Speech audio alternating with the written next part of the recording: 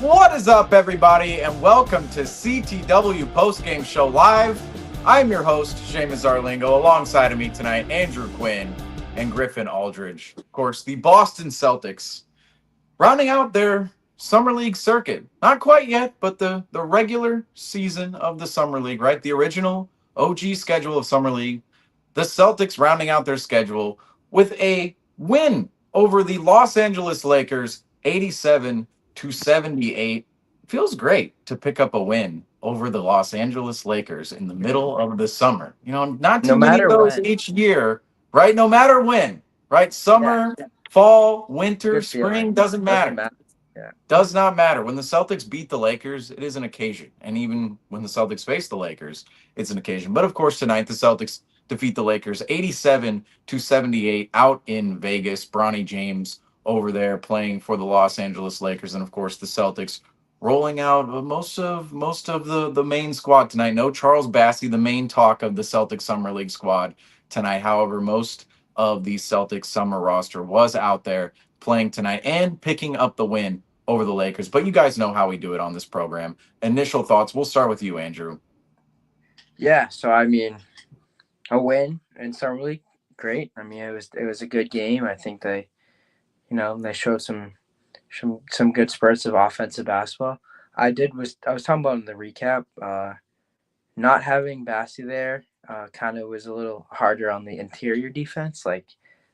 Uh, the Lakers' ability kind of attack the rim and get more points kind of in the paint kind of showed today, and I think we have big men that can kind of contest shots, but we like guys like Kenny Lofton, like Williams, all these guys. They seem like their offensive presence is a little more, is a little more developed than their defensive presence, and I just think that's going to be, we don't have to go into it as much because it's really just the reflection first, but I think that's something that the Celtics have potential they could struggle with come regular season, right? With the lack of big man presence on the roster right now, so something to look out for. But other than that, I really liked uh, I really liked Kenny Lofton today. I thought just his decision making on the offensive end, his ability to just quickly make decisions, attack the rim, a couple nice passes. I liked how he played, and he just seemed confident on the offensive side of the ball. So I liked him. Obviously, 5 turnovers, but you know, it happens. And then other than that, just I like their ability to move the ball, play good team defense. That's something that I really like today. And just from Walsh, from Hugh Gonzalez, and kind of and even like Miles Norris, those guys that have those length up front and can just really kind of create, be hectic and create and disrupt the defensive end. On the defensive end, I think that's something that the Celtics are going to have in their arsenal for for a couple more years to come with these guys in their rotation. Seamus, what were those eyes for? I can't lie. They weren't for Shams Charania breaking news, I'll tell you that. Okay, so we're good. We're good. No, I was looking at Kenny Lofton's line here, and he shot 5 of 8 from the floor, but he also has another 5 and an 8 in his stat line. 5 turnovers tonight and 8 personal fouls. Wow. What? I didn't even really. Yeah, that's never mind. That's bad. I Well, mean, that's what I was gonna say. I'll say this. I'll give Kenny Lofton his credit. He's played better the last couple games Yes, than his first game. but I I'll give was him gonna credit. say I did mention that on the recap though. Kenny Lofton's defensive woes and struggles. That's really something that is why he hasn't really made that team yet. Because he has the offensive skill set to be on a roster, but it's that defense where you get in pick and roll, you get in those mismatches, and they just attack Kenny Lofton, and he's slow on his feet. I mean, it's the truth. There's no way around it. And I failed to mention that, but you pointing that out, like that's really what was going on out there, and that's the reason why he's not on a roster yet. It's so weird. Lofton is more the girth of a big, plays as a big, but he's the size of a forward. He's 6'7", Right. 6'8". It's a little Right. weird. I mean, he's a cool. I think I guess what draws me to it more of like a fan, I guess, is that offensive skill set. But it is like from an all around player, it's like where does he fit in? It's tough, and it just can he really? Is he a winning player? I don't know. Is he cool to watch? Is he fun to watch? Yeah, but is he a winning player that is going to bring the Celtics success day in and day out and add to a championship? I don't know. Yeah, he's ultimately a tweener. A tweener. He's right in between two positions. But ultimately, Griffin, your thoughts on tonight's game? Well, I'll start off with Kenny Lofton. That's a guy who I see playing in Maine. And again, Yeah, I've said this like 3 times already, but again, he's a guy. There's so many different guys on this roster that are going to be like Ron Harper Jr.'s that play on the Maine Celtics, and they build up their resume a little more. You know, they get their feet warmed up, and then a 2-way contract is up and running for them, you know. And it might not be with the Celtics, obviously, having all the 2-way contracts filled right now. But I do believe Kenny Lofton will get a 2-way or even a standard deal. But I feel like he'll spend some, fingers crossed, I hope he spends some time in Maine. I want to go watch Kenny Lofton play.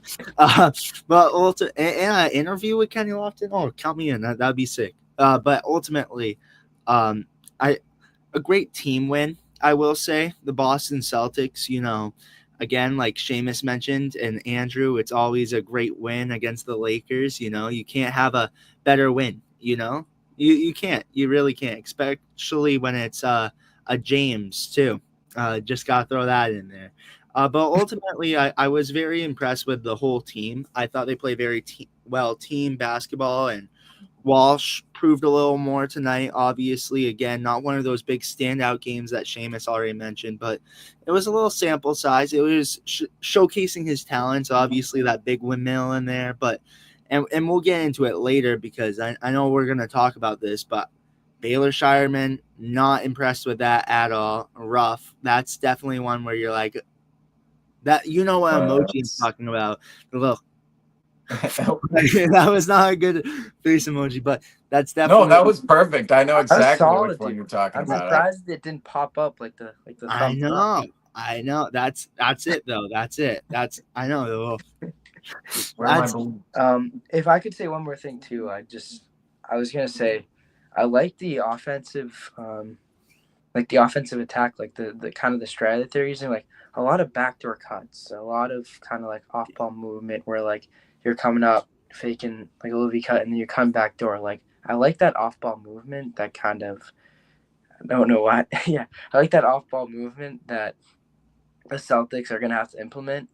One, because they won't have, you got to get Brown, kind of the attention away from Brown a little more, but also just that's the way the NBA is moving. It's also the way the Celtics need to move because they've had those woes where they just dribble the air out of the ball and they don't move it, and then they get stagnant and they're taking crappy shots away in the shot clock. So if the Celtics can kind of instill that in their young players and really nail that down, then you can build that foundation that kind of just will build up and really fill that that new play style for years to come.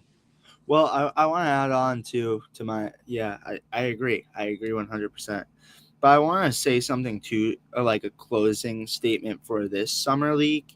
Is this was a lot of fun to watch. You know, there was a lot of notable guys on the roster. I mean, like last year, obviously, Ron Harper Jr., you know, Jay Scrubb, Hasten Ward. But it was more so like I feel like those were the two big names, obviously, Shireman and Walsh and JD. But it's like this year was a lot of fun. We had a lot of known guys on the roster, and it's like if they're all going to go to Maine too, that's going to be fun to watch. But ultimately it was just fun to watch them. And I mean, 3-1, they've been playing good basketball, and it's like, geez, I would love if it's like, if, you know, we were more like obviously we're going to get better players, which is great. But like, I would love a lot of these players on our roster. And like, honestly, another player, because there's so many guys on here that I wouldn't be mad at giving a 2-way contract. And I feel like, I don't know if you guys agree, but there's one guy in Shulga where I'm like, is he replaceable? Can we do something with that? It's like utilize him on the team. No, like if we could just get rid of him. I mean, Oh, and rid Well, of well, that's Ki- an interesting conversation because you mentioned that the two-way spots have been taken. Well, taken, right? I don't believe they've technically been taken because Miles Norris, I'm going to guess he's under an unguaranteed deal, a non-guaranteed I like contract in his second Norris year. though. I would be very surprised if Miles Norris has any sort of. I mean, you might have a small guarantee on his second year of his two-way deal, but it might not be the full contract. right. And furthermore, we haven't heard anything about Shulga and Amari Williams slotting into the two-way role. I mean, we've heard yes, they should be signing those two-way contracts, but are those two-way contracts official? I don't believe they are. Well, Oh, I look at this like Miles Norris is one of those guys that I wouldn't mind having a two-way. Amari Williams, same. I feel like he needs to develop, but like Max Shulga, I feel like is the odd man out because I feel like Bassie might get a roster spot, and then it's like, all right, who's next? Can we get Kenny Lofton on this two-way? Can we get Kendall Brown? Like, who can we get on the Jalen Bridges is another yeah. guy maybe. Like, there's Isaiah Wong. Like, there's so many guys on this summer league team that are either at the two-way mark or can be a back end of the roster piece, as in Kenny Lofton, Jalen Bridges, maybe. I didn't get a huge sample size of him, but there were so many guys on this Celtics roster that I wouldn't mind having at the back end of a roster or a two-way guy. And again, a fun team to watch, to say the least, for sure. Mhm. So, well, let's note this. Obviously, Drew Peterson now with the Charlotte Hornets, so that opens up a two-way spot with the Celtics. But Shulga and Amari Williams are both expected to sign two-way deals, but those two-way deals haven't been inked yet. And Miles Norris, with I'm speculating an unguaranteed deal, a non-guaranteed contract. These two-way spots are very much up in the air. Now, Griffin, I'll have to say this: I like Shulga a lot more than a lot of guys on this roster. I I, do. I like him more than a Kenny Lofton. I might even take him over a Charles Bassey in time. I really would. I'm just saying, okay, Charles Bassey, there's a difference between Shulga and Bassey. Bassey, he's multiple years into the league. And I understand there's some upside there and need, right? If the Celtics didn't need a big, we wouldn't be slobbering all over Charles Bassey the way we have this It's summer kind league. of It's like the Celtics are in dire need of a big, and like any big who it comes to the reminds me door, of just when Cornette went off, and then like we're like Cornette's gonna fill a role of a big man and completely dominate and score like 30 plus. You know what I mean? It's like no, we start yeah, getting exactly. desperate and we start filling these guys' roles with like unexpected. We start expecting them to fill these shoes or fill these roles that we need. And I agree. No, Bassey's great, but it is also this thing where it is summer league, and we got to. It's kind of inflated. These stats are inflated, and guys maybe show out in summer league that may not really show out in the Celtics. So it's like I think a lot of people are kind of jumping the gun with Bassey, and there needs to be a little more deeper and analysis to it. You know.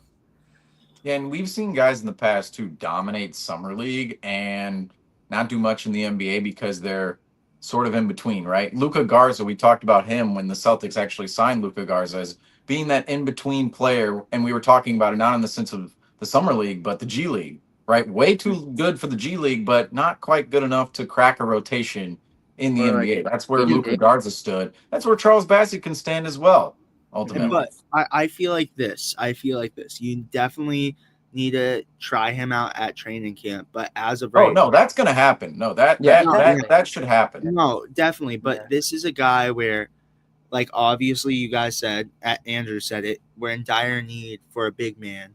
So it's like, why not take the risk on him this season? Yeah, I It's mean that like is true too. Like it in is in a yeah, in a year where you're retooling, I wouldn't mind taking the chance on a Charles Bassey right, this year. especially if you're not getting him for a crazy price. It's like it's not gonna hurt the pockets, So it's like there's a chance you can give him a deal where it's beneficial for both ways and just see what he kind of can deliver, on like a not guaranteed contract, something along those lines for sure.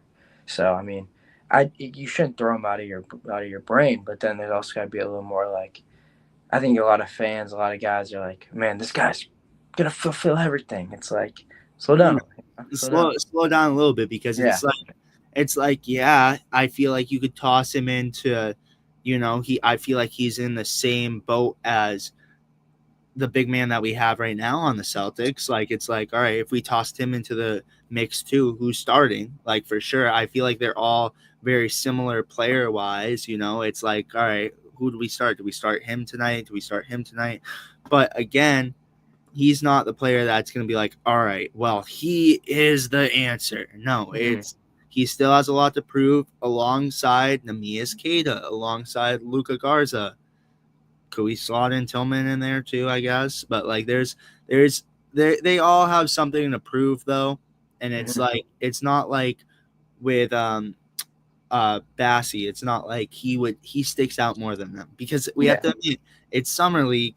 Yes, he dominated. Yes, he had a great summer league, but we haven't seen like him going against a Joel Embiid, a Carl Anthony Towns, a Jokic. Like we haven't seen that, but So he is very. I mean, he is very talented. He moves well. I mean, totally, it's totally. something to definitely utilize and And, keep an eye on. and it's like, yeah, he dominated the summer league competition, but how does it look in NBA? Right. NBA perspective? I know he was a really good backup for Wemby. However, it's like I don't know. It's like, I But don't even mind. factoring in that situation, the Spurs didn't necessarily have a big guy at the end of the season, and Bassey wasn't getting a ton of he run. wasn't the guy to get a ton of run. Right.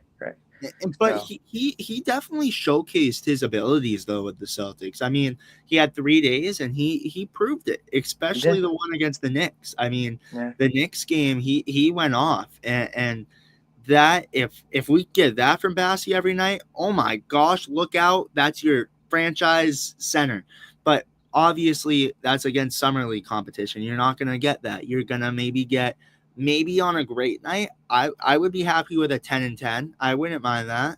Like, but it's like, what do we get from him? It's a guy who you can't miss out on him because we're very thin on the center depth, but you definitely need to have him on the training camp and then think, hey, can we slot him in and can we test him for the year? That's my whole thing with the Celtics on Bassey though.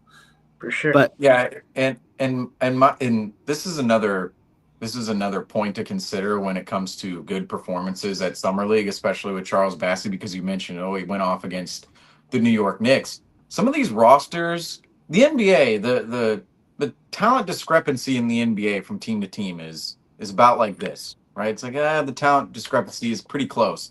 In summer league, we're seeing some of these rosters, the talent discrepancy is legitimately boom, boom, right? Or even higher of a discrepancy, even broader of a discrepancy. And that, like, mention the performance against the Knicks. That's something that immediately pops to mind for me. Is he came out, dominated the Knicks, and that wasn't the only good game we saw this summer league. Obviously, stood out against Memphis as well during the first game.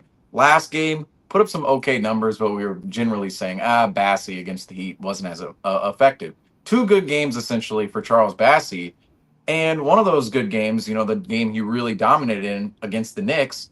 The Knicks arguably owned one of the worst summer league rosters out of the entire sphere of teams out of Vegas. When we saw them, we saw Tyler Kolek go one of 13, one of 14 in that game, look completely uncomfortable. All these weird defensive oriented, lengthy wings for the Knicks who didn't own any offensive skill whatsoever. I mean, they were one of the poorest rosters in the summer league circuit by the way they were built. I mean, they didn't really have an all around roster. They had just a bunch, and again, summer league is just a group of guys who are practicing together for a week and doing a tournament for a week. But at the same time, the Knicks roster wasn't as well rounded as some of these others, including the Celtics roster, who has definitive bigs, wings, guards who know their roles. Other teams, it seems like the mixture of players isn't quite there. But I did want to mention this about Charles Bassey. The why I brought up Charles Bassey in there was Max Shulga.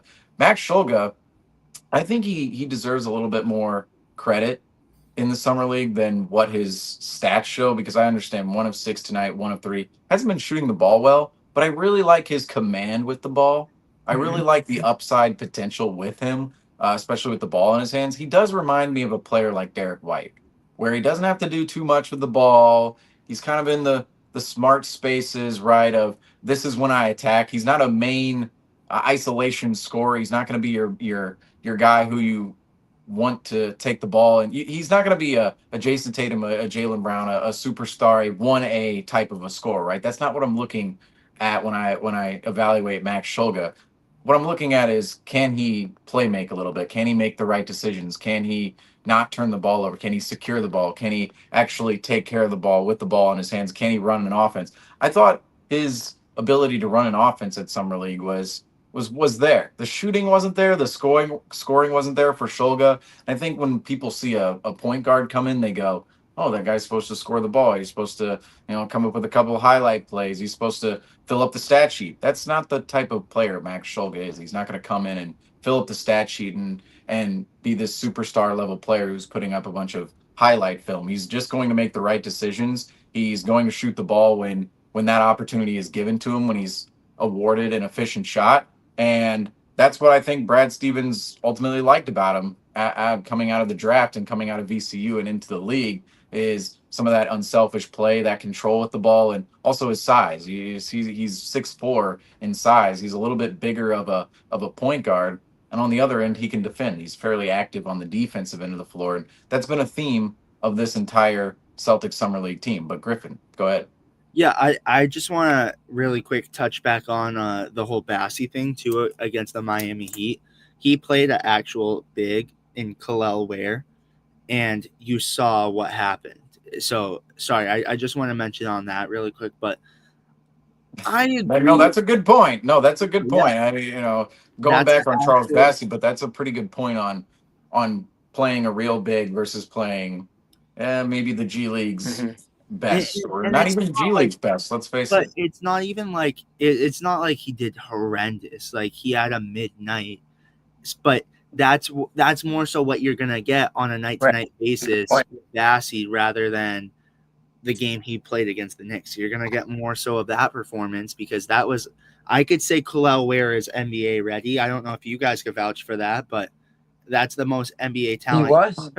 One of my questions the other day that we never quite hit on during the broadcast was, is Kalel Ware already a top 10 center in the NBA? Seems like a ridiculous question, but when you really go to it, you Close. kind of go, he's a little closer than you break down think. centers, like, and you really pick them apart, like, yeah. He's knocking on the door for sure. I mean, he still has ways to go to prove himself in the league because, let's face it, he's only a rookie, or well, he's going into his second year. So there's definitely more time for him to grow and develop his game. But he's one of those Derek Lively type figures where, Derek Lively comes into the league in 2023 and all of a sudden he's playing so well, you have to question him as maybe one of the league's top bigs. He's not just a good rookie. He's a legit, and that's the position I would say too that lends itself to the young guys taking over in a sense. The center position, it's very easy for a young center to come in and make an impact right away. Definitely. I shouldn't say it's easy. It's never easy to do that. But I'm saying younger centers, if they're around the right players in the right establishment, they can make a greater impact than, say, a player who has to come in and handle the ball or grow into that ball handling, that scoring role a little bit more. Mm-hmm. Yeah, because you can rebound, you can contest shots, you can kind of make those. Be a lob threat, and pick and roll. The ball's threat. less in your hands. It's less pressure on you and more just, can you be a pest and just kind of play your role instead of asking for more than what you're capable of. No, I think he's a great player, honestly, and he's got that length. He's, he's a good piece for Miami, and he's talented outside, just not even inside. Like he's creative. He's got, a shooting stroke. Shooting. I mean, he's bouncy. Like he's a good player and someone that's just starting to really find himself find his role, and he's an exciting player to watch for sure. It's like, how does Miami find these players in the draft? Can the Celtics just do the same thing in the middle of the draft? It seems like it's been a while since the Celtics have been able to really hit home at one of those late round draft picks. However, tonight's lead tracker, as we see out in Vegas, the Celtics, biggest lead of the night, 15 there in the fourth quarter, 7 for the Lakers in the second quarter, rather in the first quarter going into the second quarter. Longest run of the game, 18 by the Seas. Lead changes 4 times tied in this game. This lead tracker, the Sea of Green, it's certainly present here tonight. Obviously, a little choppy there. The Lakers controlling the early portion of the game, and then down the stretch, well, rather after the halftime, the Lakers cutting into the Celtics lead, but then down the stretch, the Celtics absolutely taking this game over and taking it home. Left no doubt near the end, and just felt like the game was back and forth during a certain portion. It felt like a back and forth game for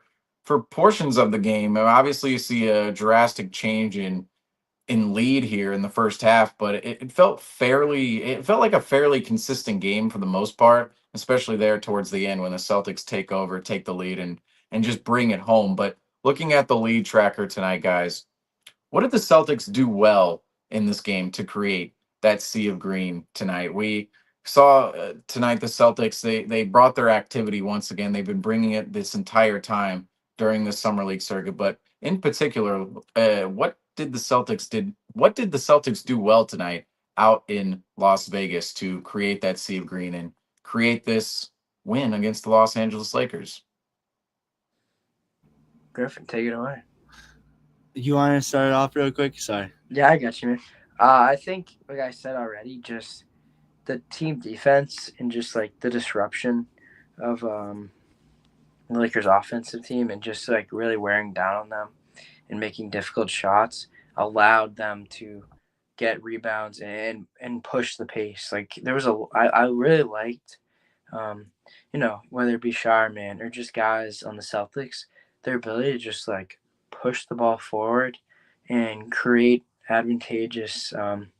create advantages for the Celtics and just really get easier buckets.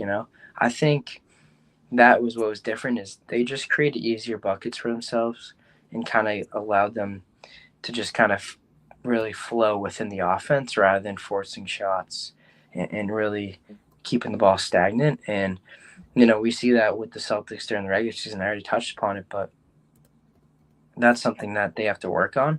And it's nice to see that the summer league team is working on that. So that just shows that, whether it be Brad Stevens, Missoula, or guys within the Celtics organization, they're trying to put a little precedent on that. So it's nice to see. I will say, from the beginning of the game, when I was watching it, it was like, wow, the Celtics might not even come away with this win. But, obviously going back to that lead tracker too, you see that in the second half, the Celtics played basketball that you don't really see from the Celtics, at least in regular season. I mean, instead of blowing the lead, they kept it going till the end, and it was a strong, effective game for the Boston Celtics. And ultimately, towards the end of it too, you saw obviously a lot more appearances with Kenny Lofton getting a lot more time and all of that. But ultimately, for me, with the lead tracker is I was just impressed that the Celtics kept it going. It was not, let's let up our foot off the gas pedal. Like, obviously, you saw the Lakers had a little bit more edge, obviously, just coming out of halftime. But from there, the Celtics kept their foot on the gas pedal and just kept rolling. And that's what you love to see from the Boston Celtics. And that's a thing that, honestly, I take and prioritize for sure. But what are your thoughts, Seamus, on it? Well, the theme of the Celtics team has been creating turnovers and creating those turnovers into possessions for themselves and more points. That's been the theme of the Celtics team all summer league long, and that's what I like.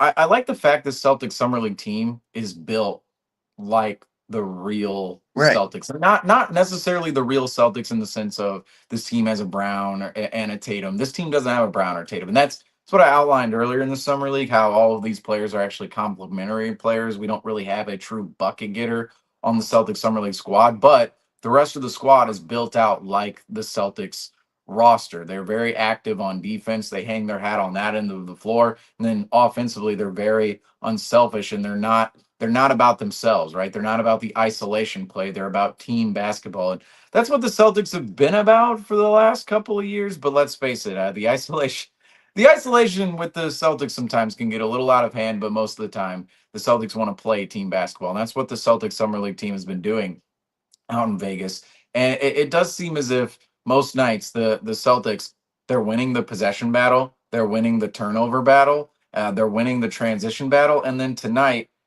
assist wise, the Celtics came up with 21 assists and the Lakers 17. I believe the ratio for the Celtics last game, if I'm not mistaken, it might have been one of their opponents. I won't even bring it up. But the Celtics assist numbers have been pretty good during the summer league for what they're actually presenting out on court.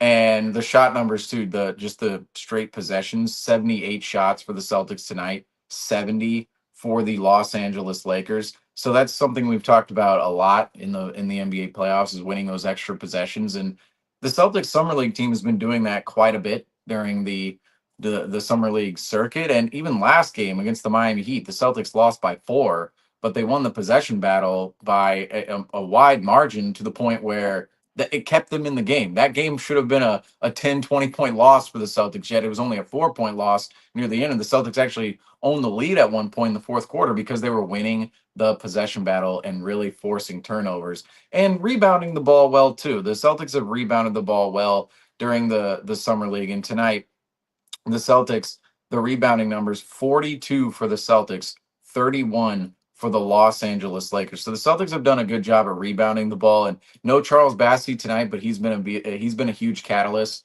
of that for the Celtics throughout the summer league.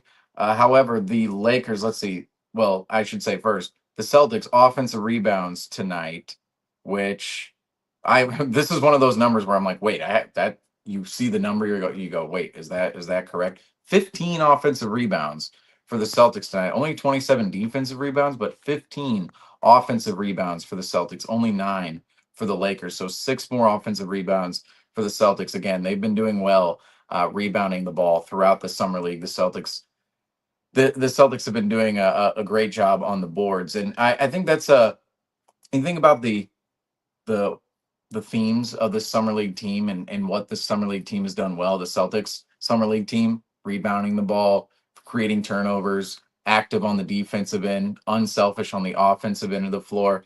I like the makeup of the team overall. Obviously, there are going to be some hiccups and some real just they're rookie, sophomore. I call them boneheaded mistakes, right? That's it's boneheaded mistakes along the way. We've seen a million of them.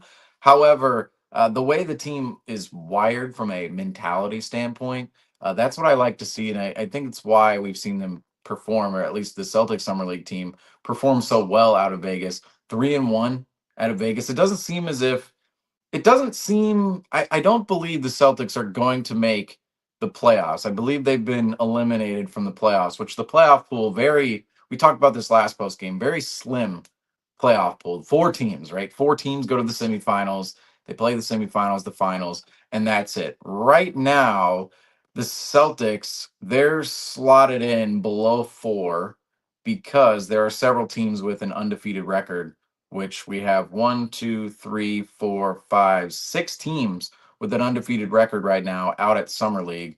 The Celtics are 1, 2, which naturally, of course, the team leading in the Summer League standings right now, the Oklahoma City Thunder. I mean, can we just get away from these guys already? This is ridiculous. So But how do they determine if it's six teams undefeated? How does that work? so I believe it's going to be by point differential. Okay. I thought it was going to be the Chicago Bulls and like a Hawks playing game.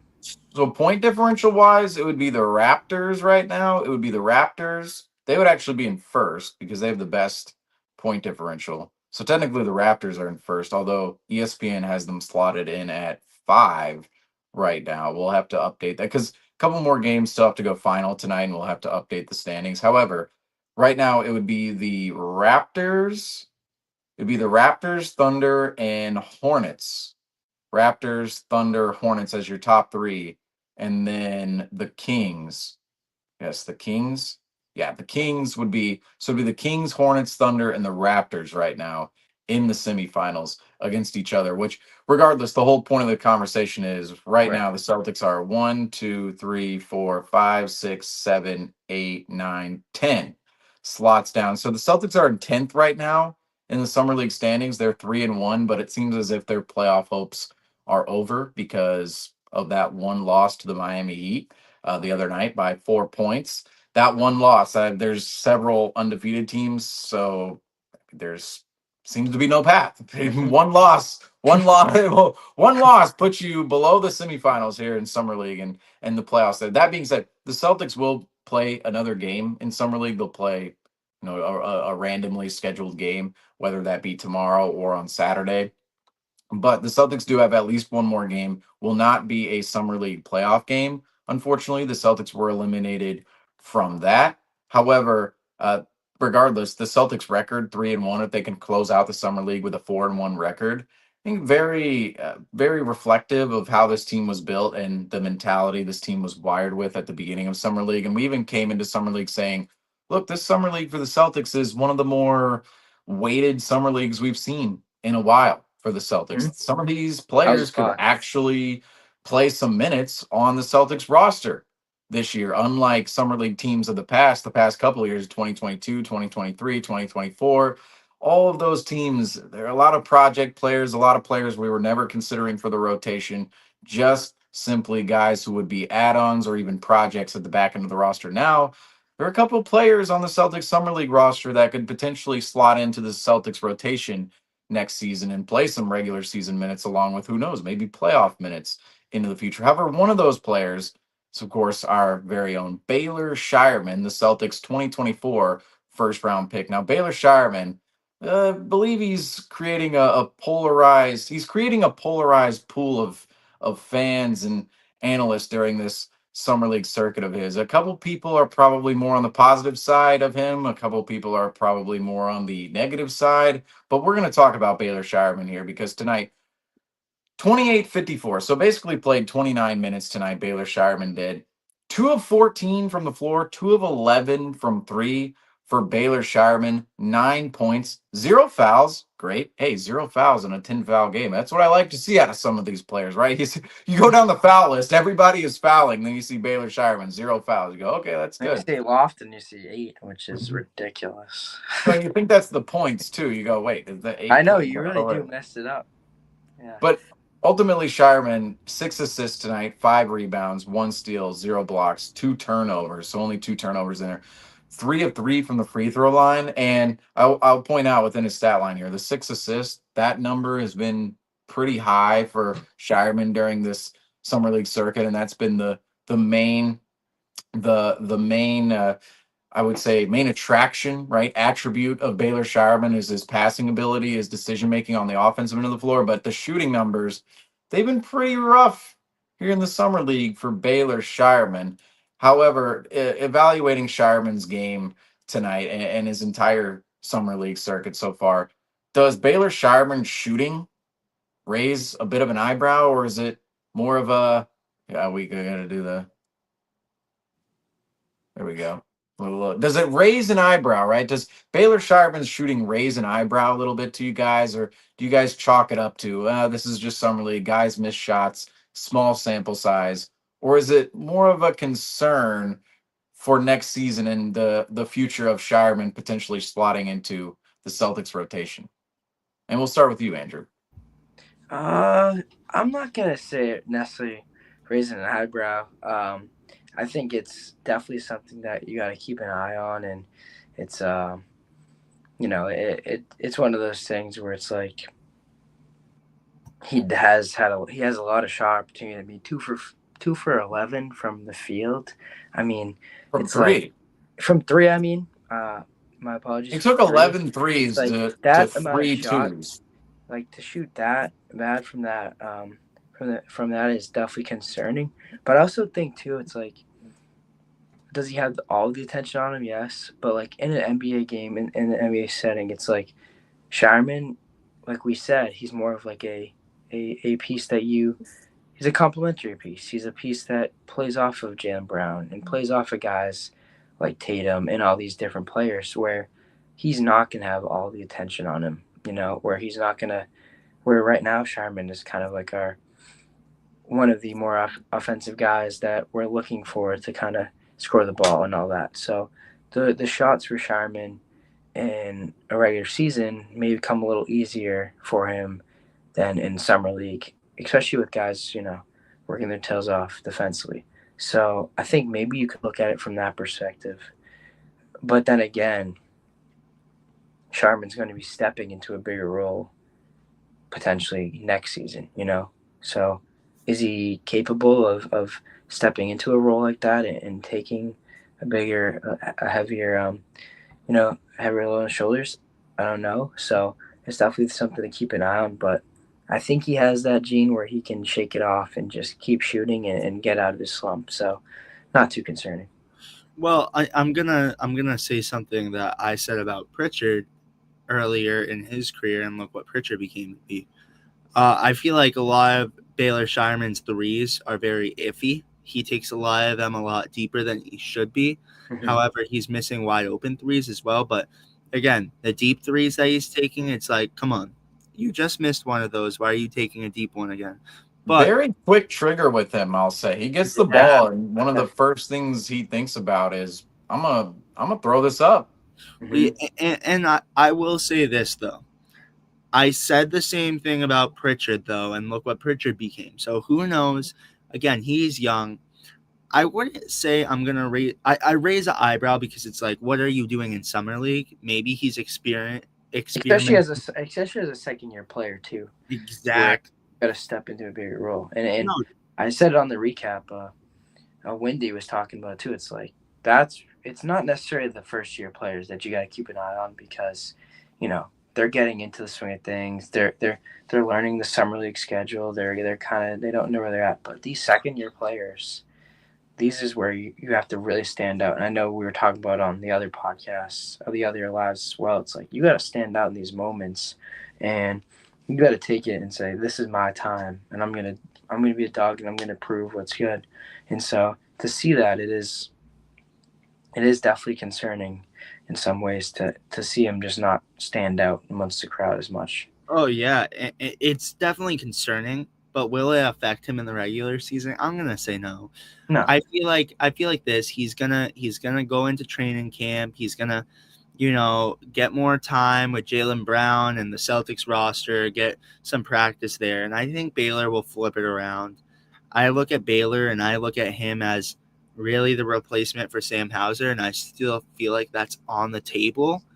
Obviously wasn't the ideal summer league that we wanted. I feel like Seamus, you could vouch for this too. I think we were expecting with Baylor Shireman at least 20 points a game, maybe. That's 20 points a game, but can we see a couple games of 20? But can you say that Shireman is Hauser's replacement? I think Hauser is one of the he's a dead-eye shooter. Like he is totally. That is the only thing he's on the court for, and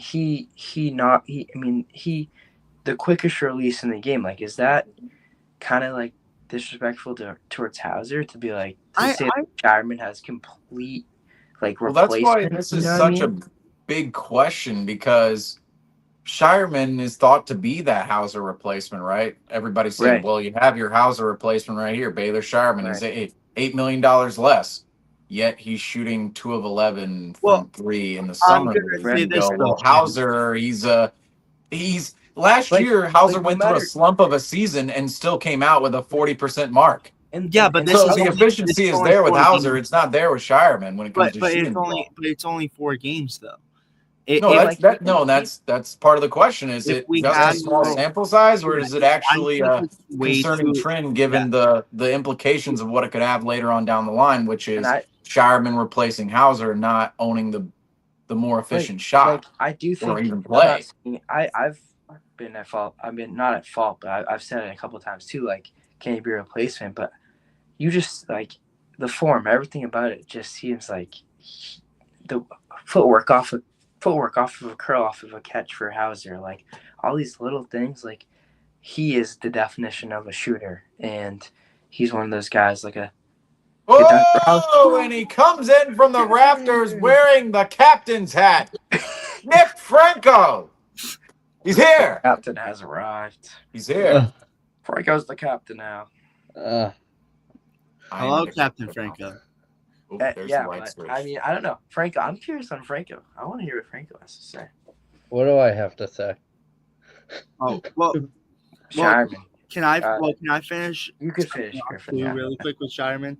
One thing with Shireman though is I look at this. I really look at this with Shireman is, and Seamus, you already mentioned it. The sample size is way too small right now. It really is. The sample size is too small. Mm-hmm. I think for a lot of the second year guys too, this is more so a little scrimmage for them. It's it's a showcase of their talents, but it's a practice essentially too. And I feel like a lot of the things I saw from Shireman is what he doesn't usually typically do in a regular game. So it was more so a practice for him, honestly, at the end of the day, experiencing new things, trying things out. And the sample size is way too small to be like, all right, Shireman, I don't like it. No, obviously I was upset with it and I was frustrated with his poor shooting percentage, but at the end of the day, it's still summer league, and I feel like he's definitely gonna be a guy who's gonna be all good. He's gonna come out of this for sure. I gotta say, it's more of a practice. Yeah. It's more than just a practice, all right, for Bailey Shireman. All right. It's a little more than a practice. A little more than a practice. And that's what makes summer league so great. You guys are fighting for these positions. And this is a point of evaluation, right? You think about all of the different points of evaluation. No, a team isn't evaluating a player during their open gym runs with Rico Hines. Like, that's not happening whatsoever. I mean, we don't see. I don't know if I don't know what Franco's doing down here at all, but I'm readjusting the green screen and it accidentally bumped into the microphone. There we go. I see. It's the production. You gotta have good production. Can we explain the Malcolm Brogdon? Yeah. What's going on with this? No, this is the new Franco background. Franco is there in the moment, right? May I ask? That's no, that's not me. Nope, that's me. That's actually you? That is actually me. No way. You didn't know this moment existed? I didn't. You didn't know about the Franco. Game 2 of round 1 of the 2000. Scooch over a little bit, Franco. Scooch over. No, all right. There it is. Get them, yeah. That is crazy. Let's go, man. All right, wait. That is one of the better photos at Celtics Talk Weekly. How rich are you for courtside? That's what I gotta say. How rich are you? Huh? He has connections. What can he say? I know, yeah. Your network is your net worth. Exactly. That's my best advice. Bar drop. I will say, all right. I'm loving it. I didn't know that was Franco. What are you, McDonald's? I'm loving it. I'm loving it. No free ads here. We're all loving it. No free ads. I was chilling with the crafts earlier. That's I love that. That's one of the best connections anybody can have in the New England area, and it's why Franco has the pick, right? And not specifically because of the crafts, but because of his connections. You know that pick down there, this pick down below. I'm sorry, it's one of the best photos we have out of the entire group. Like, I was looking on my page, I have the photo of me holding up the Celtics Everyday logo at TD Garden. It's like, no, this one tops it for sure. Yeah, we might have to, yeah. But Griffin, we're gonna need to get you a Baylor Shireman photo. Let's say in Maine when he's inevitably playing in Maine next season. He has to hit a half court buzzer. Come on. Listen. No, he's not. It is way too early and too soon to say that he's going to be playing in Maine a bunch. Well, I feel like this. Yes, he had. All right, I won't. All right, listen. I'm gonna be his biggest critic as much as a fan I am of him as well. Yes, he played like shit all summer, and I won't lie. I was pretty pissed watching my TV. I'm like, come on, Shireman, what are we doing? Why are we taking logo threes? Like, you're not Curry, you're not Dame. Like, what are we doing? But I'm gonna say this in his defense. It's definitely one where we're not clicking the panic button on Shireman, but we're like, all right, Shireman, this was unacceptable. Yes, you didn't show out for Summer League. You're going to have to work your tail off in training camp and preseason because we expect you to be a lot more than you actually are.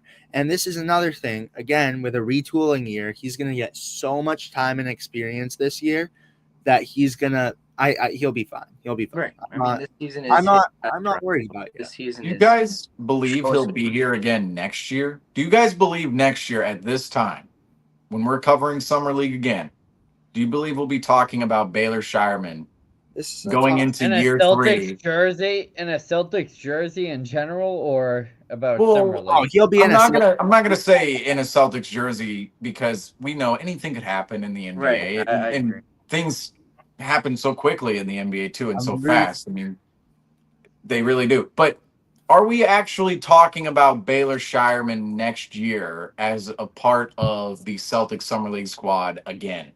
That's an interesting I question hope because not. because I look, hope I mean, not. well, if you right now, if you're this is again the point of evaluation. There are only so many points of evaluation for a player. Obviously, it's going to be the NBA regular season, but then a more enhanced point of evaluation is the NBA playoffs. But then the lesser part of that scale is the G League, the Summer League, and then you go into your general, before the draft, you have workouts and all that. We're not even in that conversation with Shireman, but just for the Turn my rookies. fan on. But ultimately, but you look at Shireman, right, and his points of evaluation. This was a point of evaluation right here this summer in Summer League for us to evaluate Baylor Shireman and say, oh, he is more NBA ready than he's more suited for the NBA competition than he is for the G League competition or even the Summer League competition, right? And those can vary a little bit. Summer League's overseas, undrafted, a little bit younger of a crowd at Summer League than G League. But this was a point of evaluation for us to decipher whether or not Baylor Shireman was leaning more towards the suitable for the NBA side rather than the suitable for the G League side. And in the Summer League, he didn't really separate himself from the pack. That's my issue with Shireman this summer is he didn't really tell us that he was ready. He's ready to come in next year and be a consistent role player. Yes, he showed flashes at the end of last season, but I'm gonna say the end of the 24-25 season for the Celtics, not as robust of a schedule, not as hard of a schedule as people thought. I mean, the beginning portion of the season, we were really hard on the Celtics. They went 14-11 during a 25-game stretch. They were near 500. We were very hard on them. But one of the notes during that stretch that everybody sort of glazed over, it was the Celtics owned the hardest schedule up to that point in the season. And the back half was the easiest out of the entire league. And we saw that from the Celtics. I mean, they went 14-2 in their last 16 games of the season and achieved a way better record after All-Star break than before All-Star break, winning percentage-wise. But that's the point, is Baylor Shireman played during that second half of the season and during the final stretch of the season where the competition wasn't as formidable for the Celtics. So even during that point of evaluation, we went, oh, yeah, he's here. He's ready to step into the rotation a little bit. It still was coming against teams blatantly tanking most nights and blatantly sitting down players and not playing them and blatantly playing the guys who they believe maybe not our best chance to win. That's when Shireman was actually played last season. That's when Joe Mazzulla actually threw Shireman into the fire, into the mix.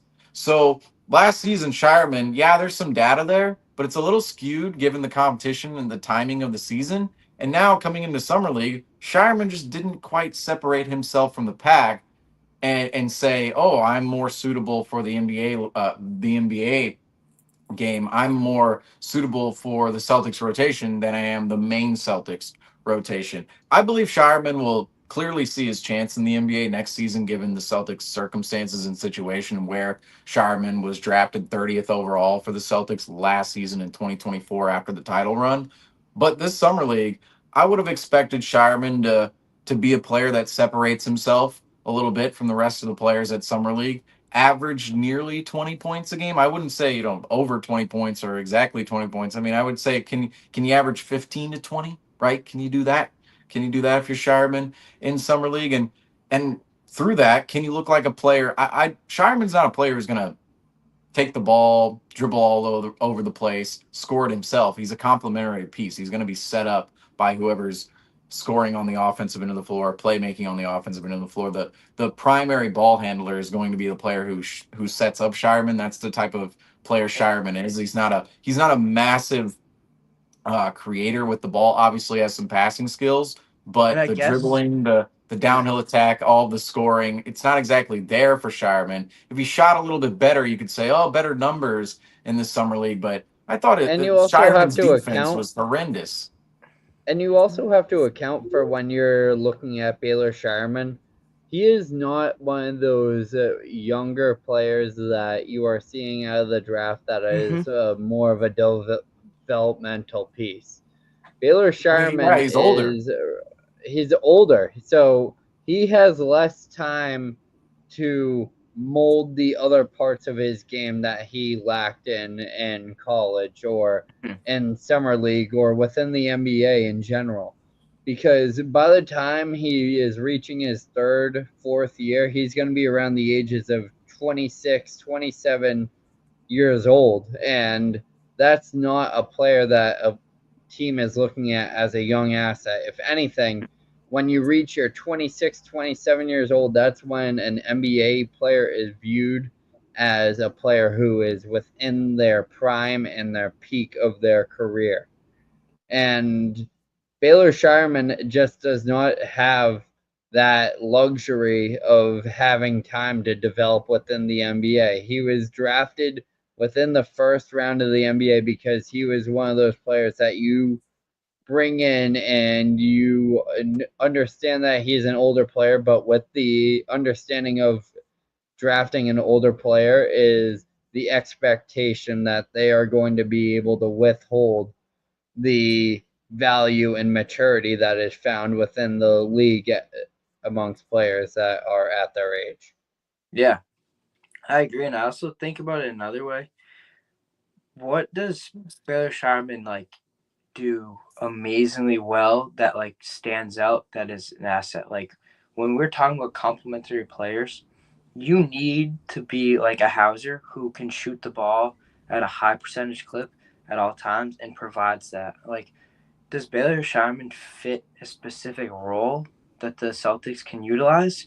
Or is he's a little more just kind of like all over the place in my eyes? And I think that's something that kind of raises an eyebrow in my eyes. Well, that's my main concern here is again, everybody is saying, oh, well, you have the Hauser replacement right here, Baylor Shireman, $8 million less of a player, and he might even have a little bit more to his game. Baylor Shireman, I feel as if number one, obviously, this summer league, this is why I wasn't. This is why I personally was not impressed with Baylor Shireman during the summer league. First of all, his defense was utterly atrocious during Yeah. the summer league, and the foot speed is just very. You look at long, athletic players with quickness and who have good footwork, and some of the great defensive players in the NBA or even the draft picks coming out of the college ranks this year, they move around the floor so fluidly and so Agreed. quickly, and their base is just their feet are quick and their base is strong, right? They're always in that defensive stance, and their their lower body just moves differently, right? Their lower body is just able to move their upper body and their whole body just differently, right? In a very fluid motion and very aggressive motion too, and very quick motion. Baylor Shireman, it just feels like he's running all over the place, right? Like these other guys are I agree. gliding across the floor, right? Like the good defensive stances, right? Where you go, oh, and as Griffin drops out of the program here, he might be back here soon. But you think about guys who are great defenders in the league, right? Their defensive stances, right? Their ass is low, like they're just low in general, right? Their ass is low, their core is Lowest engaged, man wins. Lowest their Exactly. man knees are wins. bent. I mean, they're wide, right? They're real wide, right? They're wide. They're ready to defend. They're up in guys' drills. They're wide. They're ready to attack. Shireman just seems like he's this. Like he's just. I don't know how to describe it. It's like this like stick moving around the floor, Rigid. It's not. It's not like. Yeah, I agree. And and it's very slow. It's very I hate to say it, but it's very white boyish, right? It's like it's very. I'm just saying, like that's exactly what I is No, that the yeah, no, yeah. that no, that's the term. It's like man, that's anytime we it's like oh white men can't jump. There's the reason that movie exists, folks. Okay, Right. that's why it's called White Men Can't Jump. It's like it's kind of true. It's kind of the Yeah. movie title is kind of true. Now at the end, spoiler alert, does dunk at the end of the movie, well, that's what Shireman that he belongs in that movie. White men can't jump or white men can't play defense. That's what Shireman kind of represents a little bit. It's Yeah. like, oh, the athleticism, the foot speed's a little stiff Well, out there. and that's just something too. It's like if you're a guard, if you're one of those guys, you have to be able to, I mean, you have to be able to guard positions that do have that athleticism, that do have that speed. Like maybe you're a point guard, maybe you can hide them a little, but like you can't really hide on that end when you're his size and your defensive, and your ability. And I just want to reiterate too. It's just like what makes him stand out? What makes it what role does he fit in the Celtics? That's really a question. And if it's up in the air, it's like where do we actually find the correct place to put you in? And I just don't know if there's that is. And can he find a way to make that role happen? Like I do think maybe he isn't as athletic on the defensive end, but he does have a little grit. He's got some grit to him. I mean, he has that intensity. But I will say, intensity, grit on the defensive end can only take you so far. When it comes down to it, it is technique. It is those little intangibles, the defensive effort that stands out. I mean, the defensive, just like athleticism that stands out, and grit and all, and toughness can only take you so far. And then when you get athletes that can rip and go and make you open up and they're to the hoop right away, it's like it's a liability, and there's only so much patience that people can have with that. So I think he's a great player. Don't get me wrong. Like I don't want people to be like, man, there's no way he's gonna find a way to crack the rotation. There's no way he's going to make an impact on his team. I just think it's something that he's on thin ice right away because of his age, because of these different variables, and in the summer league just kind of makes Brad Stevens, makes the organization a little closer to being like, yeah, this guy's not for us. Yeah, and Shireman, this is another thing that, well, just the whole conversation around Shireman, it it's funny how I just feel as if the when people talk about replacing NBA players or replacing players across sports, they just get tired of players over time. They go, this player isn't new anymore. We've seen him a couple seasons now. Let's replace him for something new that could be way better. But then you think about the player replacing that. You think about why player replacing X player, and the thought is right. Last season it was like, oh, Shireman might have a little bit more to his game. Shireman is arguably a worse defender than Sam Hauser, which is the main talking point of why Sam Hauser needs to be replaced, other than his $10 million contract. It's Sam Hauser's defense cannot be relied upon, especially down the stretch of crucial playoff games. Just can't. That's why next season everybody's looking at Hauser starting, going, he's not a player we wanted in the rotation during the playoffs last year. Well, at least during crunch time scenarios, yet he's going to be a starter going into next year. That's a little concerning there. But people looked at Sam Hauser last year, and one of the main reasons as to why people wanted to replace him was his defense. Well, Shireman's defense isn't any better and arguably worse than Sam Hauser. And then on the offensive end of the floor, Shireman, part of the thought was, oh, well, Shireman, can he be an efficient level shooter from beyond the arc? Now, if you're just efficient, maybe Shireman has a little bit more to his offensive game when it comes to a playmaking perspective, and just being able to make the right decisions on that end of the floor, which I believe we have Griffin back in here, but I don't know where he's at here, but we'll get Griffin back here in a He'll second. get there. Back in right, He'll figure it out. get to that point. You got to bring him up on stage, Franco. But but Shireman, I'm gonna get him back when he comes back on stage. I'm gonna get him back for when he would drag me on when I was drinking water. Yeah, exactly. Prepare the water cup, Griffin. You gotta prepare the water cup. But back to Shireman, because this conversation I just feel like is so important for the future. Shireman is, It is. it really is. But Shireman, offensively, the whole view of him is, well, you're trading some shooting, right? You're trading some shooting percentages, right? You're thinking, Sam Hauser, he's a 40% 3-point shooter the first couple seasons with the Celtics, the first 2 seasons. He was above that mark. Last season, he was around 40%. So we'll call him a 40% 3-point shooter. Shireman, you're hoping, can he be league average, right? Can he be around 35, 36, 37%? You want him near the 37% mark more so. But can he be around league average when it comes to shooting the ball? But then he brings those extra playmaking intangibles. The only problem about that is Shireman, he's one of those players where if you dig deep into his best skill, right? How much can a team actually utilize that? Because one of his Yes. best skills is playmaking with the ball.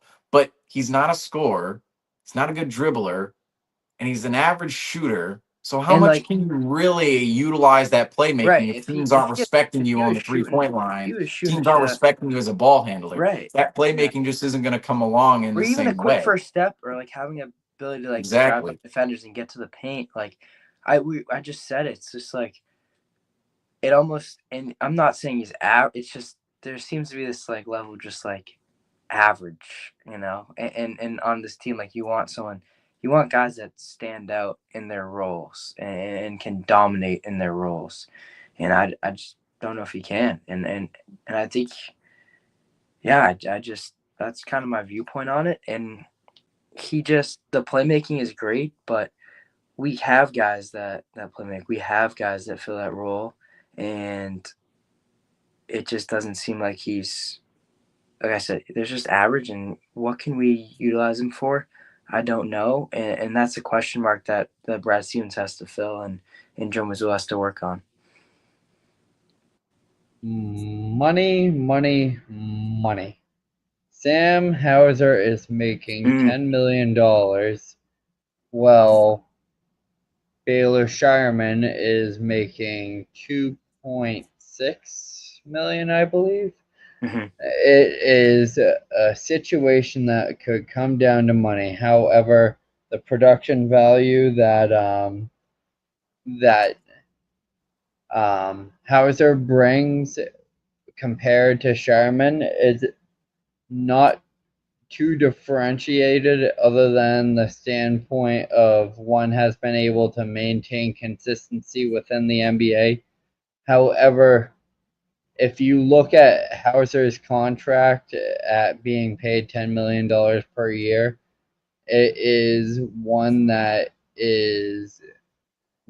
could be a problem moving forward, because if you look at when Brad Stevens is building this roster and is saying that players are going to receive more money than other teams, and they're developing a base. Obviously, the base of your team is going to be Brown and Tatum until noted otherwise. And looking at Hauser, he is the most disposable contract. And you are looking at guys like Shireman, like Hauser, like Walsh to beat, or not like Hauser, like Walsh, like Minot, like Gonzalez, to be able to fill in and take over that position from Hauser and kind of beat him out for that position. But from what we've seen in the Summer League, it kind of makes it harder of an argument to say that one of these guys can confidently beat out Hauser for the backup wing position. And Hauser, I gotta say, I believe Celtics Nation has gone too far down the radical spectrum of trade Hauser. Okay, way too far down that line, because the thought is, yes, okay, $10 million last year in the rotation. Hauser was a player that the Celtics certainly were looking to maybe replace in the rotation, or even supplement the minutes to, down the stretch of the season, because of, number one, Hauser's shooting woes. Wasn't exactly the most consistent shooter last year, although he did come up with a 40% mark at the end of the season. I'm still amazed with that, considering how Hauser's season went. It's not easy to shoot 40% from three in the NBA, especially on the volume of attempts. You think about Hauser's attempts. I mean, 90% of his attempts are from 3-point land. It's pretty hard to shoot 40% from three in the NBA if you're anybody. Yet Hauser goes through a full season of shooting woes and still comes up with that number. That's just ultra impressive. But the shooting woes were there last season. The injury concerns were there for Hauser last year. Dealt with the back, dealt with his back injury, and was out a couple games. Was out here and there, and some of the durability and availability concerns were certainly there for Sam Hauser last season. So between the durability and the durability of Hauser, the availability of Hauser, and then the consistency of his shot, the Celtics were certainly looking to replace Hauser in the rotation. However, and even the contract too. Let's face that fact too. The $10 million contract. In the past, we've seen players such as Daniel Tice, that $10 million deal. It's okay for Daniel Tice under a one season scenario, but when you're trying to build a roster over time, does Daniel Tice actually slot into that $10 million role? Same thing with Sam Hauser. Is he really worth $10 million for you? Well, to me, he's not. I don't think Sam Hauser is quite worth $10 million, but he's a lot closer than people think. All right. Ty Jerome just made $9 million on the market. Sam Hauser is probably a $7-8 million player. It's not that far away from $10 million. He's probably overpaid by $2-3 million. It's really not that drastic of an overpay for Sam Hauser. But he does something, Andrew, you mentioned he does something definitively well. You mentioned, Andrew, that the team needs, which is shooting the basketball and being an outside threat as a floor spacer. And Sam Hauser, people just want to get rid of him for a bag of chips. They want to cut his salary. They want get Sam Give me a Hauser center. out the Give me a door. center. Right, Give me a any center. center out there. But that's the thing. Not is, any if center. there's, but that's what. But I understand. But I people understand. are Our very quick to conversations jump the here gun. are not any center, but people talk like that about Sam Hauser. They basically just go, anybody out there, just get him out the door. They don't even mention a name. All right, they don't even mention a name. They just go, get Sam Hauser out of here, and that's a ridiculous conversation because Sam Hauser is actually worth something. What's the trade? He's not worth a bag of chips. He's worth at least a whole party pack of something. You gotta be like, even with Sharman, it's like you gotta know, if we were to get rid of Hauser, like the risk to reward ratio with Sharman, like you are risking a lot with you're risking a little more with Sharman because there are question marks around him, and with Hauser you have this definitive answer, and there just feels to be a little less analysis, a little less real reasoning behind getting rid of Hauser. Besides, he's not this like flashy talented. He's not this flashy like do it all type of player, but he does get the job done. He does shoot it well, and he is a helpful asset to the team. So I think fans do really try to jump the gun because maybe he's not doing exactly what he was doing before, or he's not doing everything you have in mind for the guy. But in reality, he has a role and he's doing it fairly well. And it's too, people always freak out over the small sample sizes. Let's face it. It's very much every single sport.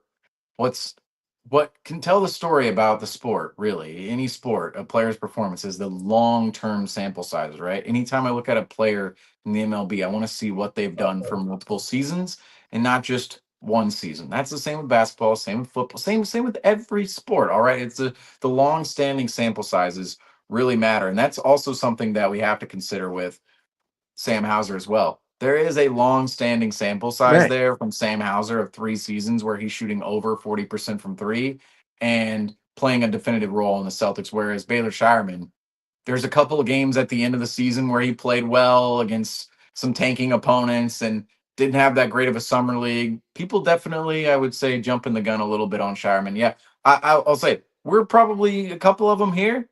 I mean, we were probably, if we go back to those post games where he's performing well, we're going, oh, Shireman. But this is one of those, after he shoots 2 of 11 in a summer league game, it's one of those pump the brakes moments. If he's not performing in summer league, how good is he going to be in the NBA? I'm not denying he can't develop, and I'm not denying Shireman can't develop and become a nice viable piece for the Celtics within their rotation next season. But as it stands right now, I do have the question of, will Shireman be on the Celtics Summer League squad again next season, and how much does he actually develop in year two? However, a player that clearly seems to be developing in year two, we saw tonight on the other end of the floor, not on the Celtics, rather on the Lakers roster, was LeBron James's son, Bronny James. All right, Bronny James selected 55th overall in the 2024 NBA draft by his father's team as Griffin joins the room in his Portland Sea Dogs shirt, just in time for the Bronny conversation to close this That's one out. why Hold Franco up. just it's got not. uh, Yes, a it's moment. not fun to get brought into the studio when you don't expect it. Ooh. My bad, And he's Franco. My bad. I wasn't expecting that. You're right. You're right. Hey guys, how's it gotta going? get back. My Wi-Fi Welcome was a back, little Griffin. spotty. Welcome Just back. saying. I'm just saying. But we're back. We're back. No coffee cup, Griffin? None of those? I got water cup. Oh, nice. I need one of those. We'll But go just with in time for the Bronny James Yeah, conversation Bronny here, James. because I feel like there are two Nepo questions when it baby. comes to Bronny James. First of all, is he actually an NBA project? I watch him out there at Summer League and I kind of think, there's something here in his game. There's a little something here in Bronny James's game. There's a lot more to his game right now than there was during his rookie season or even last year at Summer League. Seems as if Bronny James has come along, and you think the son of LeBron James has probably one of the better developmental staffs in the world.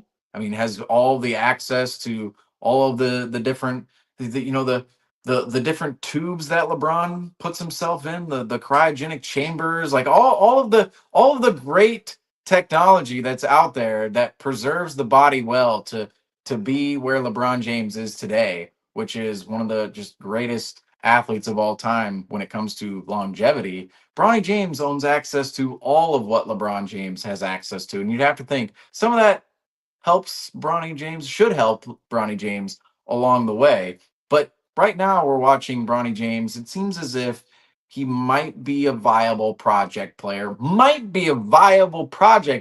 We can't even say he's a project player because we never know. He might not actually be a project player, but he might actually be a viable project player. Who knows? But from your guys' perspective, what was the thought last year when the Lakers actually selected Bronny James 55th overall? And now, what is the thought on Bronny James potentially becoming a viable NBA piece in the future? And Franco, we'll go.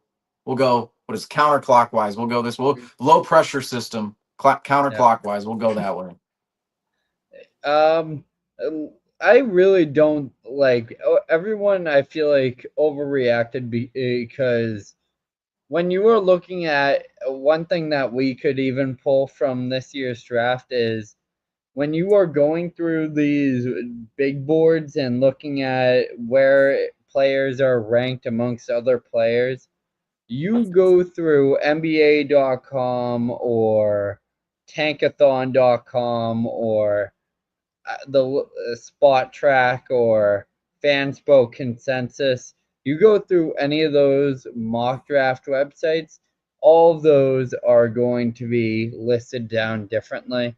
And when you are looking at a player of value, each and every single GM and every single scouting department in the NBA has a list that differentiates from other people in the leagues.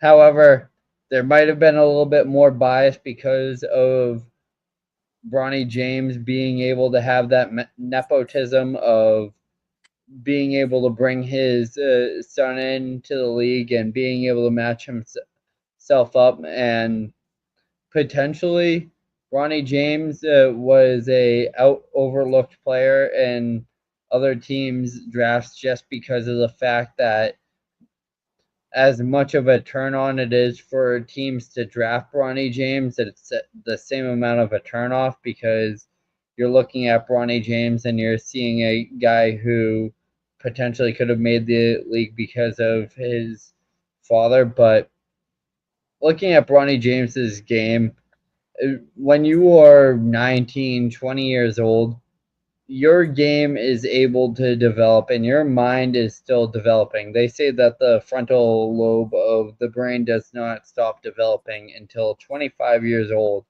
And you are able to continue adding attributes to your game. And like you said, that LeBron or Bronny James has the same access to the same trainers.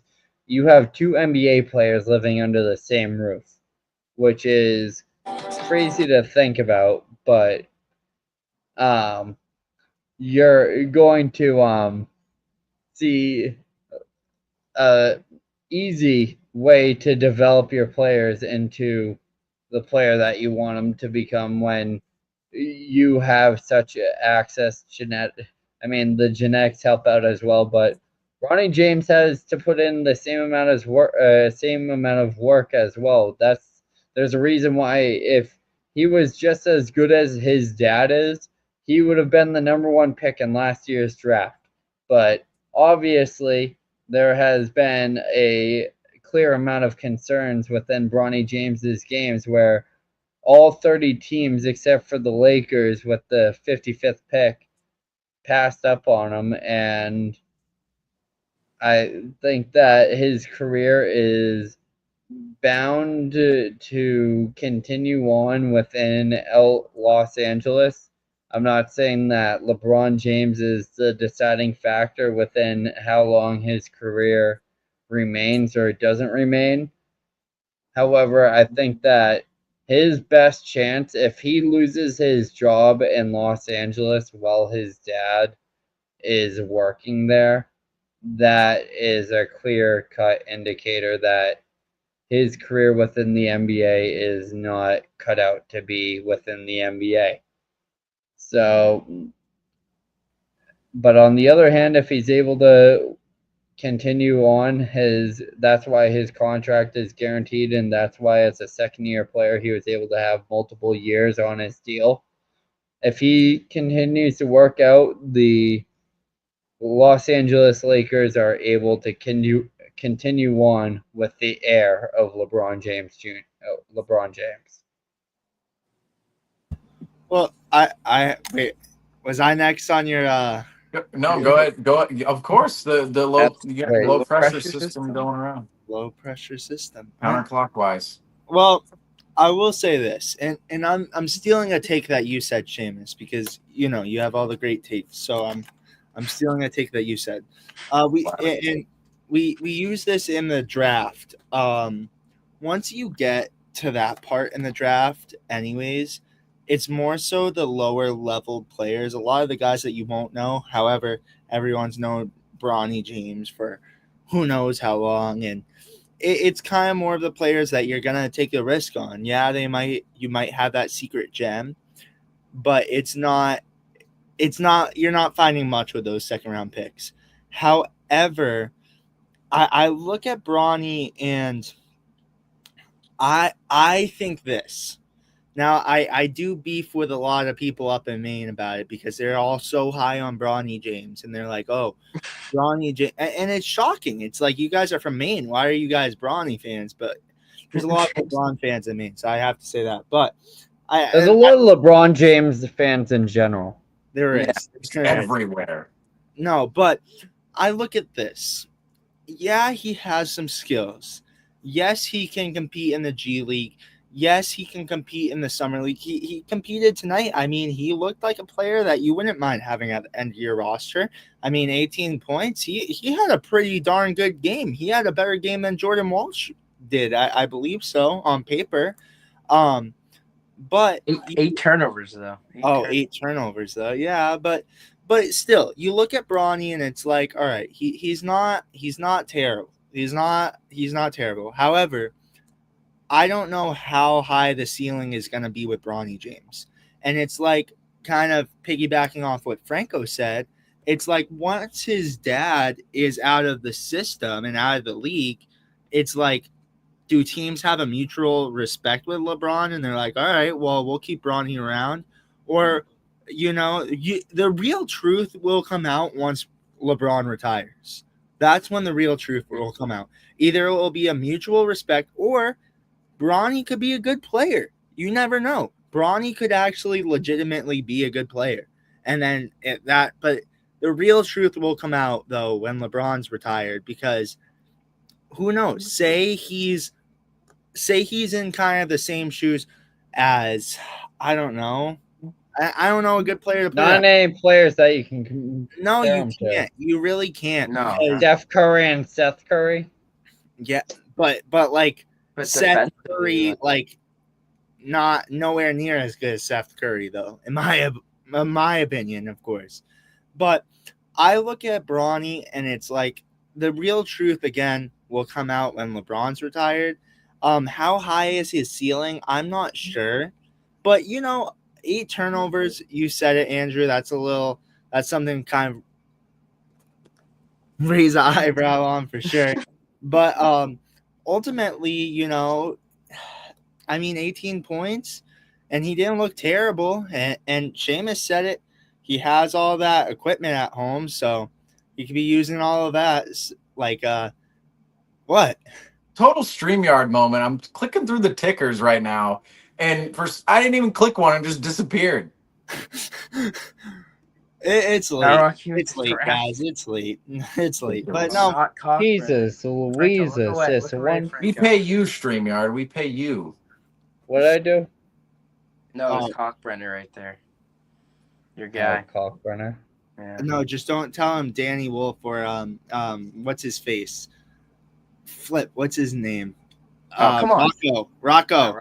Oh, man. Rocco. Don't say Rocco in front of Franco. Well, you just did. More. It's late, Franco. I'm sorry. You and I. Wait. What's the thing I'm supposed to do with you? I'm supposed to like turn my face towards you now. Are we like beefing? Is that like what we're supposed to be doing? You're going the wrong way. This way. Oh, Come Other on, way, other way. Nope. you're showing your rookie. You're showing your rookiness. Oh, yeah, you, you gotta- you don't even know how to do the stare downs properly. You got to take the mirror off the camera. I gotta say. oh, That's it's mirrored. It's mirrored. Yeah.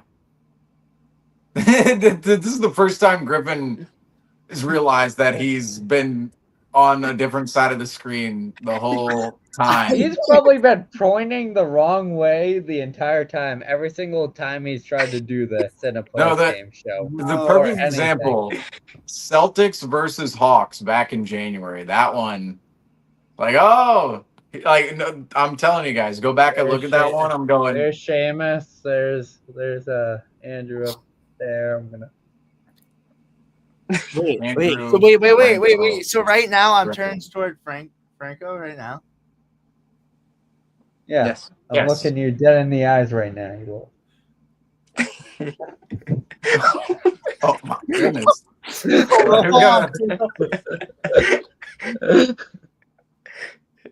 Why do we have this divider in here? I'm glad we have the wall. Bronny James. I'd say. But Andrew, we put you now in the impossible spot of talking about Bronny James. But Nepotism. No, I'm just kidding. I'd say Bronny James, like with the Lakers drafting him. I think people had this take a lot, so it's not like anything new. But drafting a guy 55th round. I mean, not the 55th round, pick 55.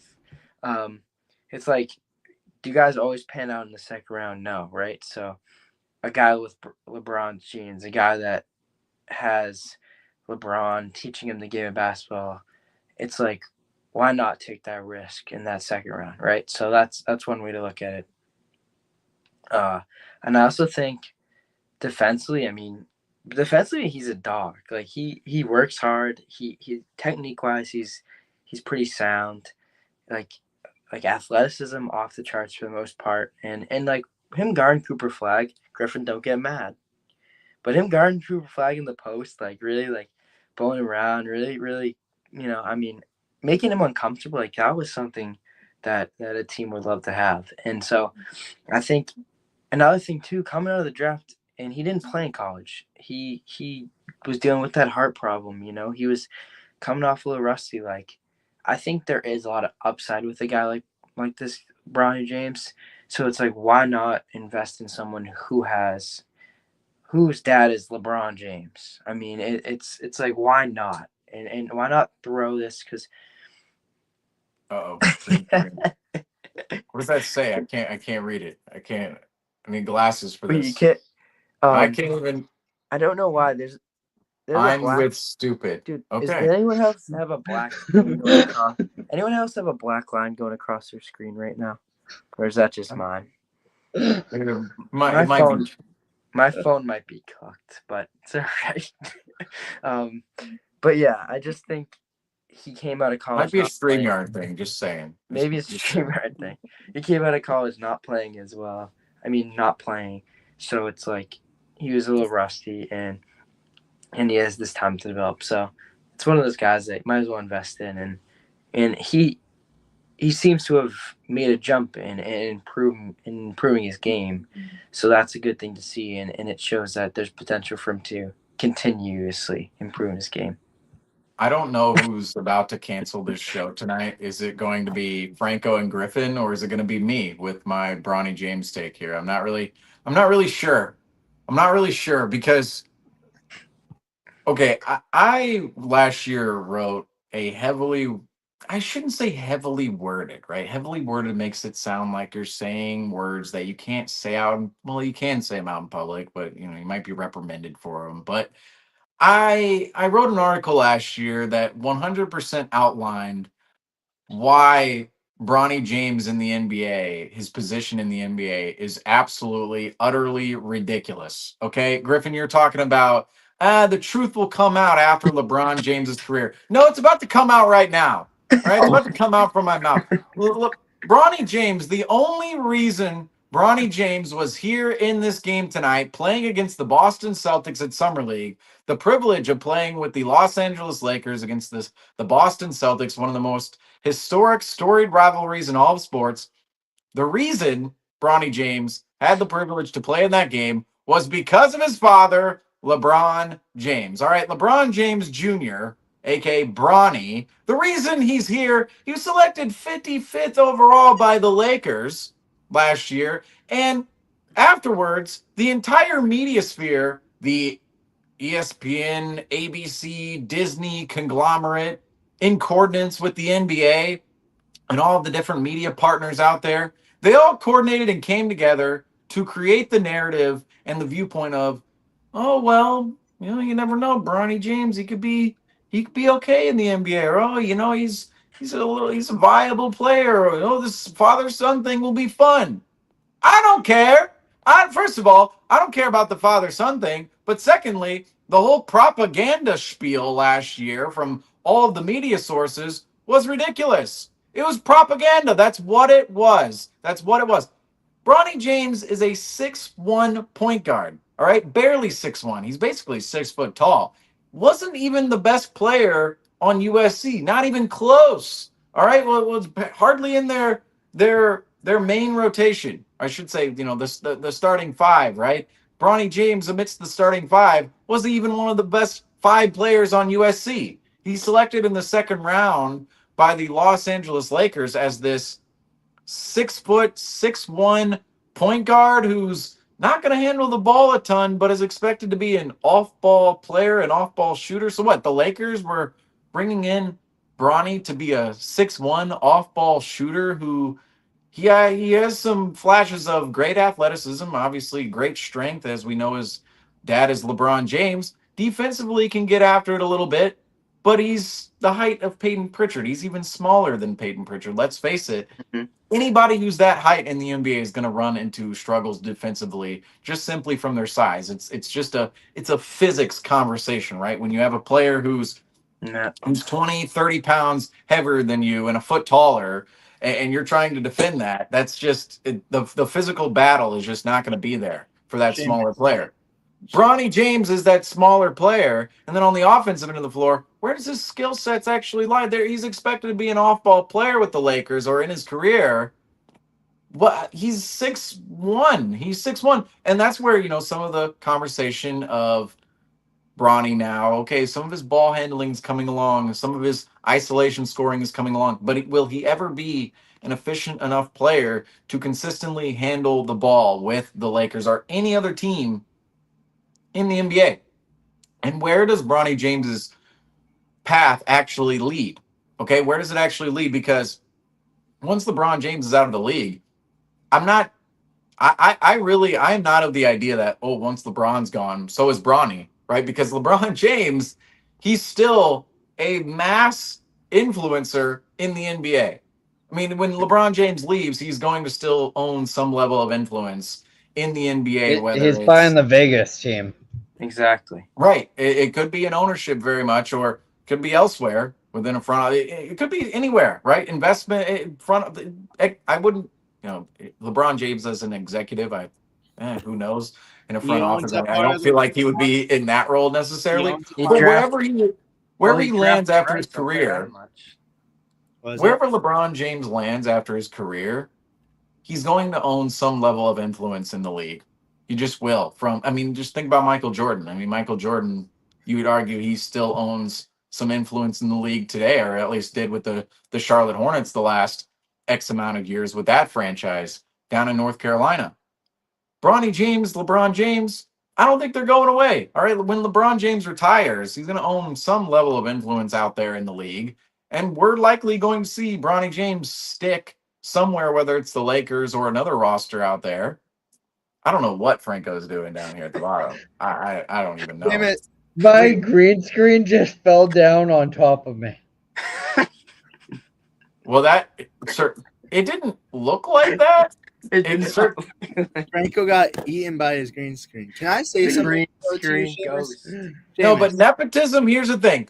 Bronny James's spot in the NBA shouldn't exist. I don't care who the player is. I don't care who the son is. I don't care who the sibling. Nobody, all right? Somebody was not drafted in 2024 who should have been drafted because of LeBron James and because of Bronny James. And Keyshawn Johnson. furthermore, a player missed out on a two-way contract. Or not even, look, he was not even on a two-way contract last year, Bronny James was. He was on a standard deal with the Lakers. Very much a Jordan Walsh situation where you go, how is this guy on a standard deal? That is ridiculous. We have guys like Jordan that on deals. He's on a standard. Oh my! Bronny James is on a standard deal. That's the most ridiculous part about the whole thing, other than the five other ridiculous parts about Bronny James on the Lakers with his dad. Seamus, man, But for real, standard roster spot. I mean, sorry. What if USC wasn't even one of the best players on USC. Objectively, not an NBA player coming into the league. Should have stayed in. I mean, I shouldn't say, should have done this. But it would have probably benefited Bronny. I don't know how far I want to get into this conversation, but LeBron James just controlled his son's future and his life. I mean, for me, I look at it and go, Bronny James, would it have been more fun to play at USC with all the screaming cheerleaders and the fan section and the horns and the band going off, and you're going to different schools and you're playing in the NCAA tournament, playing for something real versus, I'm playing for the South Bay Lakers and I'm playing in front of hundreds of fans, not thousands, and in games that not even in really a real arena either. Not really matter. I can see some of the development and progression within his game when it comes to when it comes to being with an NBA team for a full season and practicing with an NBA team and being in that system. I just looked down. I just looked down at Franco's screen and I don't know what's going on. But the college ranks would have been maybe beneficial to Bronny having a good time. Just saying. And LeBron was like, nope, not happening. Or he could have joined. You're playing for the Lakers. Or he could have went the FaZe Clan route and just played COD. Wait, I do have to say, I do that too. Seamus. Esports, honestly, I think should have got esports. No, I feel like this, Seamus.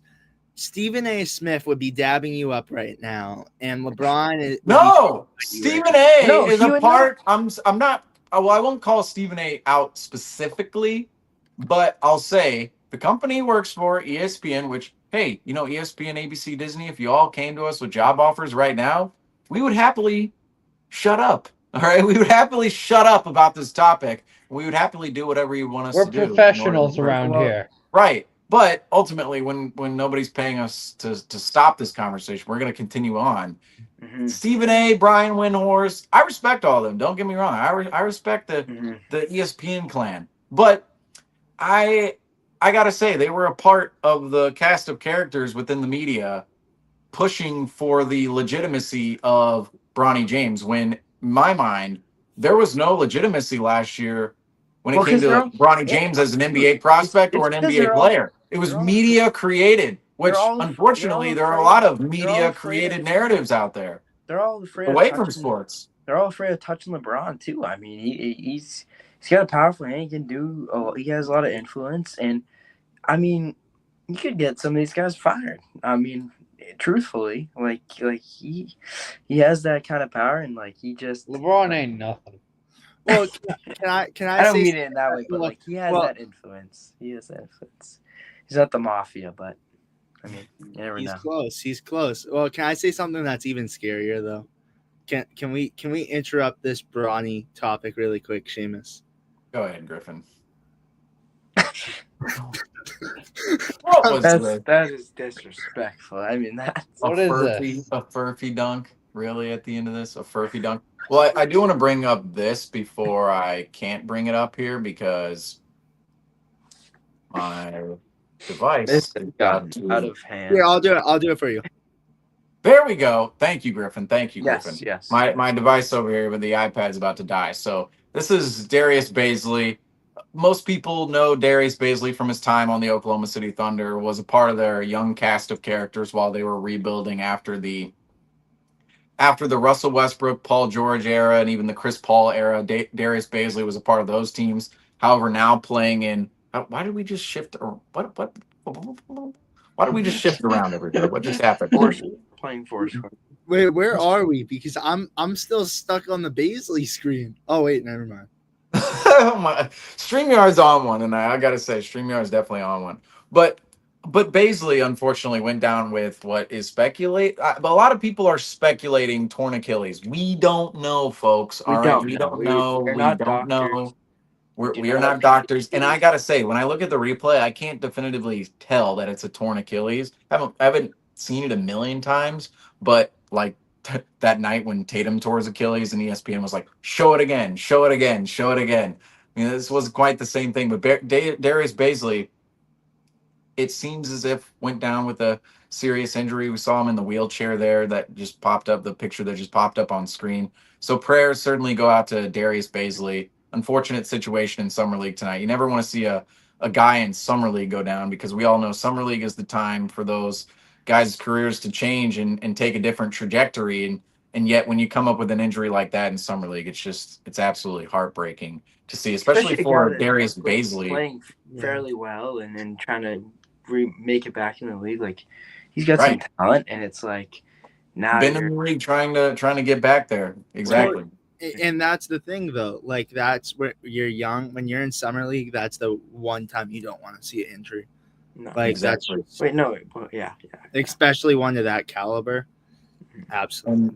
Yeah, summer league, G League, you never want to see any of that college ball. And that's when before the guys make their money, right? That was the heartbreaking part about. I mean, Isaiah Thomas. There's more heartbreaking parts about his end of the end of Isaiah Thomas's career, but one of the main oh, that just hurts. That's a gut punch. Is Isaiah Thomas was right on the precipice of a $100 million contract. Hurts his hip, undergoes surgery.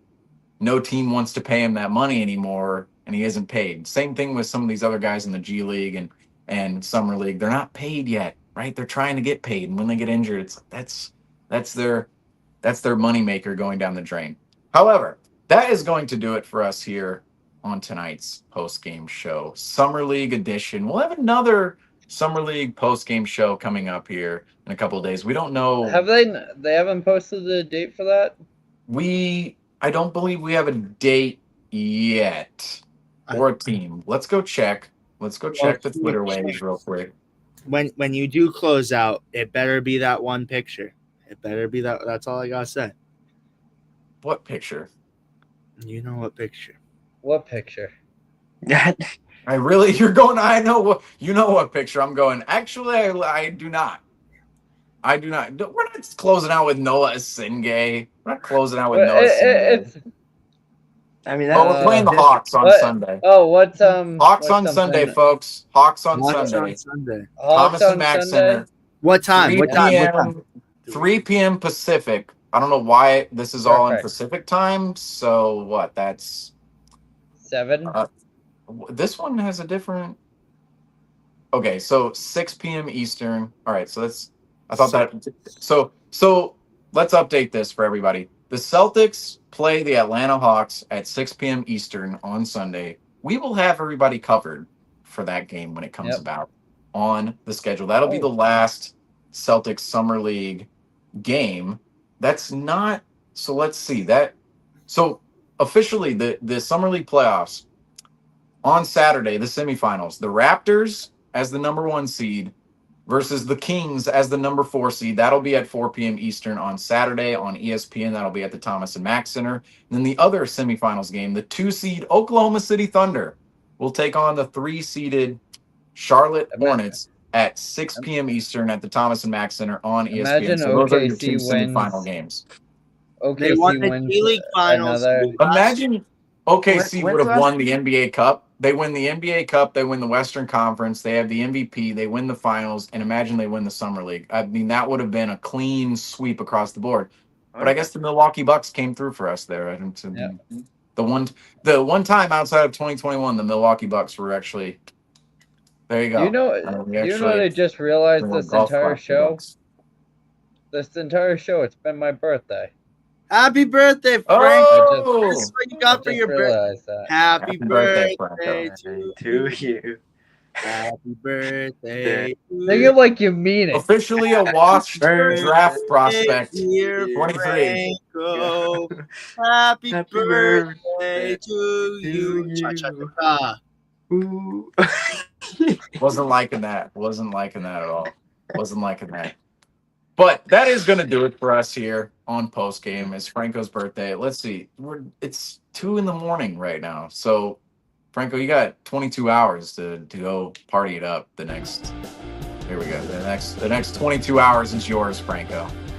There it is. And we started with the classic Celtics Talk Weekly rock music as it'll come back here. Here we go. But that's going to do it for us here tonight on Postgame, on CTW Postgame Live. Of course, next game on Sunday, the Celtics take on the Atlanta Hawks at the Thomas and Mack Center to close out their 2025 Summer League circuit. That game will be at 6 p.m. Eastern. We will have you guys covered after the game. Come over here to the Celtics Talk Weekly YouTube channel. And don't forget to like, subscribe, and follow the Celtics Talk Weekly YouTube channel. We will be live after every single Celtics game moving forward. We've been live after every single Celtics game this past season. We have a lot of special projects coming out for all of you. So everybody go check that out. However, that's going to do it for us here tonight. As I always say, thank you all for watching. I'm your host, Seamus Arlingo. Above me, Andrew Quinn. Alongside of me, oh, I'm pointing the wrong way. Rookie move there. Griffin Aldridge. And over here in the corner, the birthday boy, Nick Franco. Happy birthday, Franco. Happy birthday. But that's going to do it for us here tonight. As we always say, folks, as the music comes back, let it come back here for a second. Let it come back. Everybody. We'll see you all on Sunday. And of course, go Celtics.